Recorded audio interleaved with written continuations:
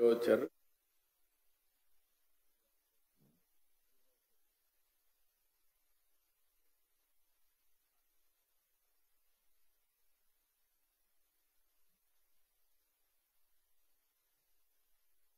మెయిన్గా మిమ్మల్ని అందరినీ పిలిచిన ముఖ్యమైన ఉద్దేశం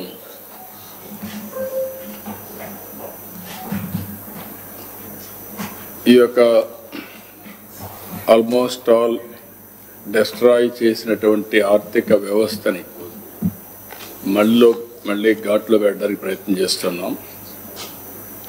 సెకండ్ క్వార్టర్ 25-26 రిజల్ట్స్ వచ్చాయి. పరీక్ష రాసినప్పుడు పిల్లలు ఎంత టెన్షన్లో ఉంటారో మేము కూడా అంత టెన్షన్లో ఉంటాం.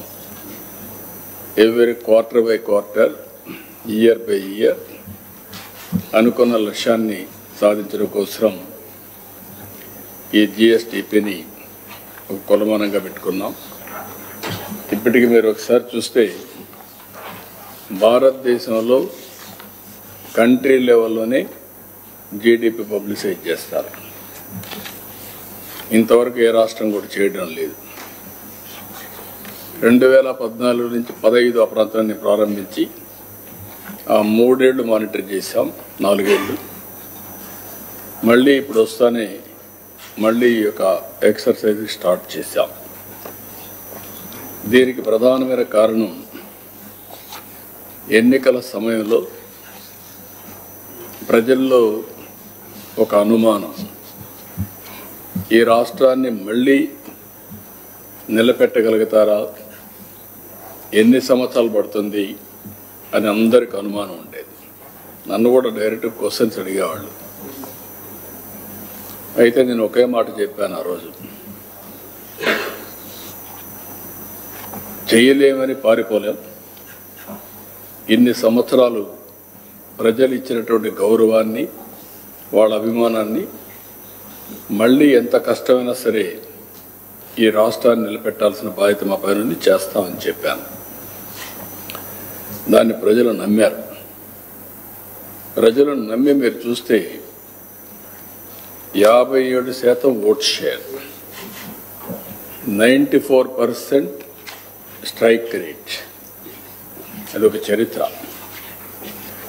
తెలుగుదేశం పార్టీ ఎన్నో దిగ్విజయాలు వచ్చాయి, కానీ ఎన్నో ఎలక్షన్లో ఫేస్ చేశాం. కానీ మొన్న ఎలక్షన్లో మాత్రం ఒక నమ్మకం, అంతవరకు జరిగినటువంటి డిస్ట్రక్షన్ రెండూ కలిపి ప్రజలు ఓట్లేసే పరిస్థితికి వచ్చారు.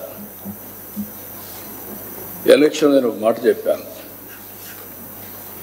సమిక్షేమం, అభివృద్ధి, సుపరిపాలన, ఈ 3 నాందిగా పెట్టుకొని మళ్ళీ ఇచ్చేస్తామని చెప్పాం.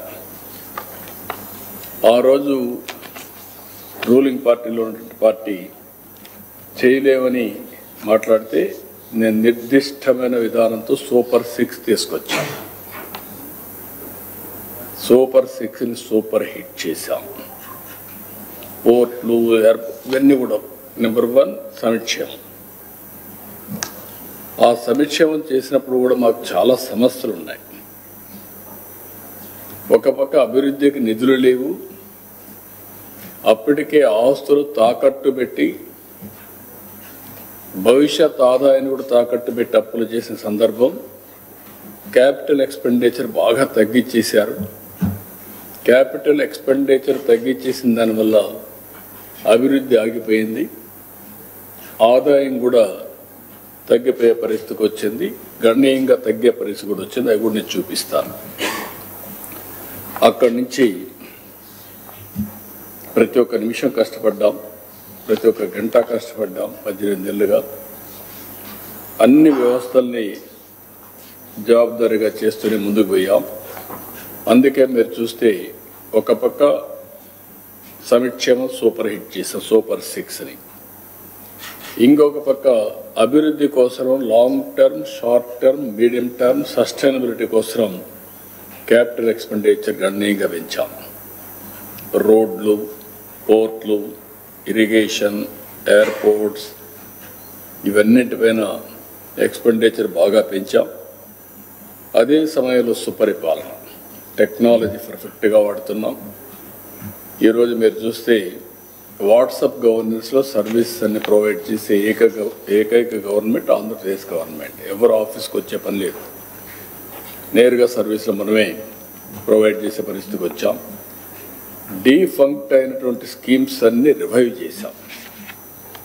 కేంద్ర ప్రభుత్వం వీళ్ళు చేసినట్టు అవకతవకల్ని అరికట్టలేక కరోనా సెపరేట్ అకౌంట్ ఓపెన్ చేసుకోండి, అప్పుడే మేము డబ్బులు ఇస్తాం అని సెంట్రల్లీ స్పాన్సర్డ్ స్కీమ్స్కి సెపరేట్ అకౌంట్ ఓపెన్ చేయించారు. ఆ రూల్స్ ఇక్కడ చూసిన తర్వాత దేశం అంతా పెట్టేశారు. ఇప్పుడు ఆ ఫ్లెక్సిబిలిటీ కూడా లేదు ఎవరికి. అంటే ఒక వ్యక్తులు చేసే తప్పులకి వ్యవస్థల్లో మార్పులు ఎట్ట తీసుకొస్తారనేది కేంద్రం లాంటి గవర్నమెంట్ మార్పుల కోసం అవన్నీ చేసే పరిస్థితి వచ్చింది. నేను ఢిల్లీకి పోతే విష్ లిస్ట్ నేను ఇస్తే ఈ పనులు చేయమని అడిగితే వాళ్ళు అంతకుముందు మీరు ఇది చేస్తే ఇది చేయగలుగుతాం తప్ప లేకపోతే మేము హెల్ప్లెస్ అని నాకు ఒక విష్ లిస్ట్ వాళ్ళు ఇచ్చే పరిస్థితికి వచ్చారు. అంటే మీరు లాస్ట్ 2 yearsలో మేము డబ్బులు ఇచ్చాం, మీరు ఆ డబ్బులు వాడకుండా మీరు వేరే పర్పస్కి వాడుకున్నారు కాబట్టి అది ముందు ఖర్చు పెట్టండి, తర్వాత డబ్బులు రిలీజ్ చేస్తా ఉన్నారు. 93 స్కీమ్స్ని మళ్ళీ రివైవ్ చేశాం. పవర్ డిపార్ట్మెంట్ తీవ్రమైన సంక్షోభంలో ఉంది, మామూలు కాదు. 32,000 కోట్ల రూపాయలు పెంచారు. కరోనా 15 రూపాయలు అట్లా కరెంటు పీక్ లోడ్ ఫ్యాక్టర్ కోసం 15 రూపాయలు పెట్టుకున్నారు. ఇంకొక పక్కన మీరు ఒకసారి చూసి నేను మొన్న కూడా పేపర్ కూడా రిలీజ్ చేశాను మీకు ఆ డీటెయిల్స్ అని, మళ్ళీ నేను పోలా. ఇప్పుడు 9,000 కోట్ల రూపాయలు ఏదైతే సోలార్, విండ్, రెన్యూబుల్ ఎనర్జీస్ ఉన్నాయో వాళ్ళకు డబ్బులు పే చేశారు క్యాపిటల్ కాస్ట్ కింద. అది ఆపరేషన్ ప్రాక్టికల్ నిల్. 9 కరెంటు వాడుకోకుండా ఊరికే వచ్చే కరెంటుని 9,000 కోట్ల రూపాయలు కోర్టు వల్ల వాళ్ళకు పే చేసే పరిస్థితికి వచ్చారు. అది విధ్వంస పాలన. అంటే మనుషులు ఏ విధంగా ఖర్చుగా పోతారనే దానికి ట్యాక్స్ పేయర్స్ మనీ ఏ విధంగా బలైపోతున్నదో ఒక ఉదాహరణ మాత్రం. ఇలాంటివి చాలా వరకు జరిగాయి. నేను ఆ రోజు ఒకే మాట చెప్పాం, మళ్ళీ దీన్ని ఘాట్లో పెడతాం, ఎక్కడ కూడా నిర్లక్ష్యం చేయం. కరెంటు ఛార్జీలు పెంచకుండా